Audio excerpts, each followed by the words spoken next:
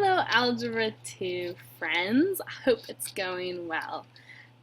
Today we're going to learn three newish things. We're going to talk about what a multiplicity of a root is, or of a zero. We will learn what the rational root theorem says, because that's going to help us solve some polynomial equations. And the irrational root theorem is also going to be helpful. So, in case you don't remember, rational versus irrational. If you know what the difference is, go ahead and skip a few minutes. But a rational number, right? So we have all of the real numbers that exist in the world, right? There's also imaginary numbers, but imaginary numbers aren't real. And then within the reals, we have irrationals. Half of the reals are, not half, that's bad wording. Some of the real numbers are rational, and some are irrational. Irrational are numbers like square roots that can't be reduced, square root of 2, pi is an irrational number. By definition, an irrational number is any number that can't be written as a fraction with like a whole number numerator and whole number denominator, integer numerator and integer denominator, right?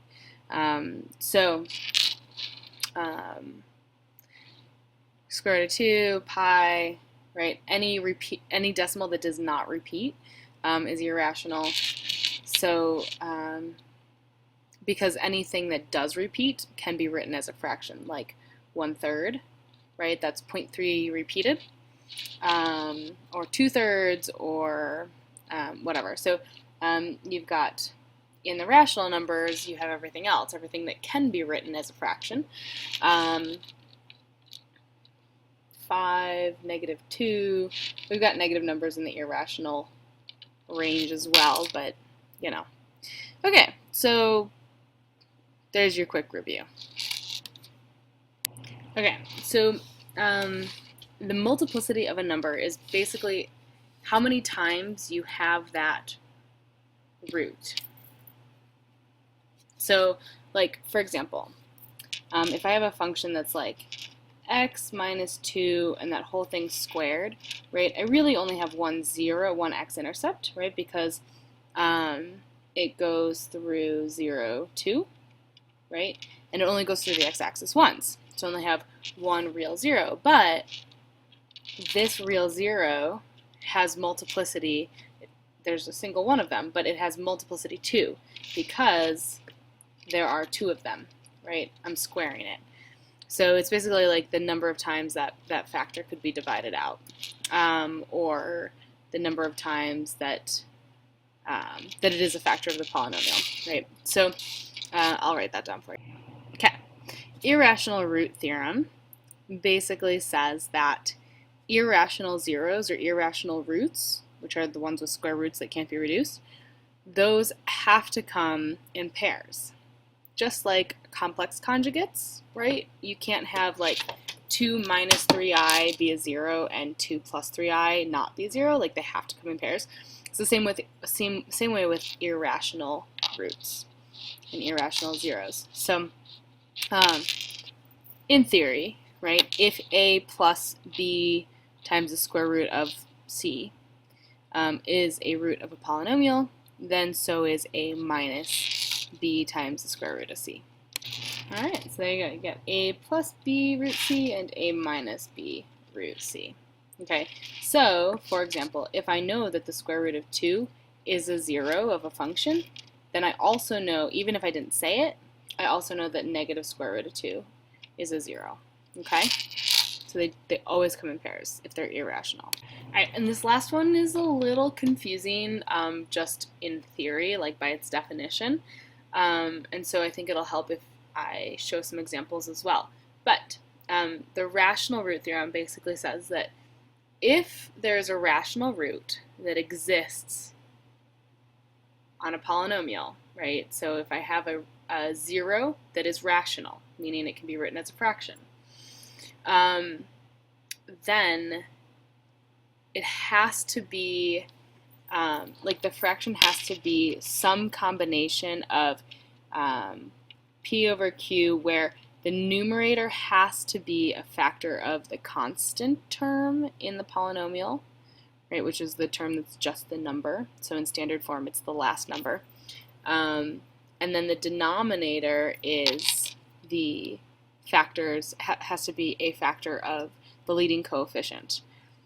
So again, the first number when it's in standard form.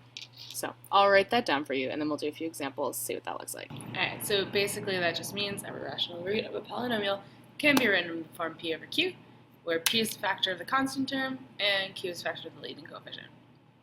A hint for this, you'll find that by using this theorem, you'll get lots and lots of options for possible roots, not even necessarily the roots, but it's kind of like if there's nowhere else to start, this at least gives you somewhere to begin guessing what the zeros are. And so my hint for you is once you list out all the possible options, then graph the function and test only the zeros that look close to where the function crosses the x-axis. And this will reduce how many numbers you need to check to see if they're a factor, meaning, divide it out or plug in C, whatever. So we'll do a couple examples, so hopefully you'll be able to see the bigger picture. Because I know right now it seems like just a lot of theory and nothing really useful yet. So, yeah, so graph it. So there's my hint. Make a list of possible rational zeros, graph the function, and then only test the ones that look like they'd make sense. Right? Because if a possible rational zero is positive and -1 and positive and -1/2, and you look at the graph and it only does this, you would want to test +1/2 and +1, because the negatives wouldn't help, right? Because it clearly does not cross the x-axis for a negative x. Okay, so let's look at a couple examples. Hopefully the examples will help put things together. Okay, so question 1, what's the multiplicity of the root r equals 5 and the factored polynomial p of x equals x times x plus 5 to the 7th times x minus 5 to the 4th times x minus 2 squared? Okay, remember that your multiplicity is the number of times that factor could be divided out. And so r equals +5 gets you the factor, subtract 5 to the other side, and get r minus 5, which is the factor, right? And so we want to know how many times can I divide out r minus 5 or x minus 5, right?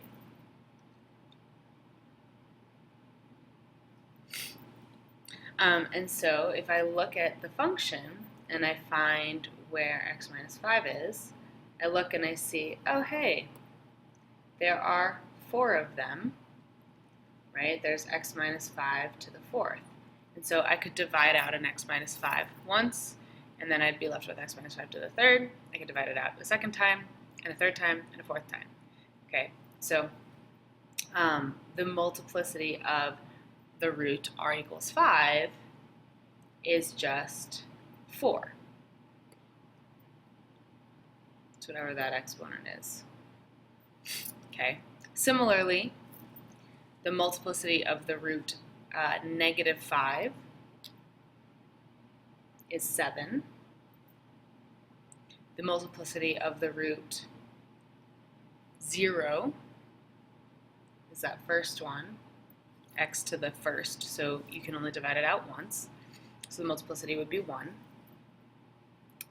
The multiplicity of the root 2 is the last term, is 2 because it can be divided out twice because of that square. Okay, so basically it's the power on the root when it's in factored form. Example 2. Okay, I give you a couple different roots of a polynomial. You have 3, -4, 2, and square root of 3. Okay, there are 4 different roots of a polynomial. It says write a polynomial with these roots in factored form. So here's the thing. Remember, the irrational root theorem says that if I have an irrational root, so like the square root of 3, then I also need the conjugate, right? Negative square root of 3. So both of those will be a 0. So when I have problem number 2, I know that since I have the square root of 3 as a root, I also know that negative square root of 3 will also be a root. Okay? So when I write it out in factored form, I want my zeros. So it's always x minus c, where c is the 0. So your factors are x minus 3, x minus -4, which is plus 4, x minus 2, x minus root 3, and then x minus negative root 3. And then typically when things are in completely factored form, we don't really like to see square roots, so I would multiply those out and just to simplify it a little bit. So you end up with x minus 3 times x plus 4 times x minus 2, and then I have x squared plus root 3x minus root 3x minus root 3 times root 3, which is my last term. So I would end up here with x squared minus root 3 squared, which is just 3.